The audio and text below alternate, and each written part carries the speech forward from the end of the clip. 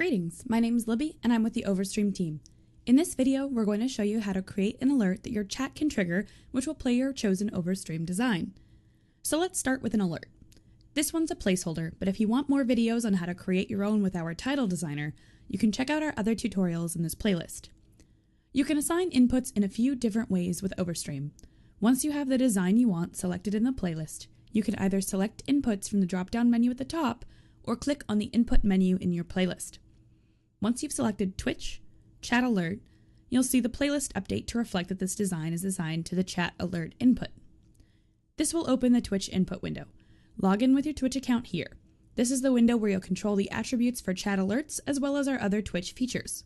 In the command field, type the phrase you want posted in chat to trigger the alert. For this sample alert, we'll call it !OvrStream. You can use the checkboxes in the permissions section to decide who's allowed to set off the design. You can choose between broadcaster, moderator, subscriber, or viewer. If you select viewer, anyone will be able to set off the alert. Votes is an option that allows you to wait until the chat command has been used a given number of times before it goes off. For example, if you wanted 10 people to type !OvrStream before it played the alert, you would fill this segment in with 10. If you leave it at 0, the alert will go off every time the command is typed. Cooldown will let you set a time in seconds where the alert cannot be played again. This will help you avoid getting spammed by your viewers.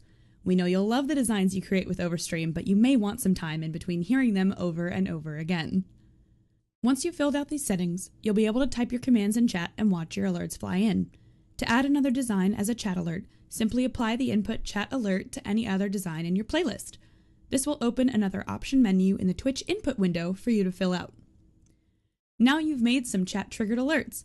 If you have any questions, you can always find the OvrStream team on Twitter @OvrStream, join our community Discord, or simply visit our help page linked in the description down below. We can't wait to see what you create with OvrStream.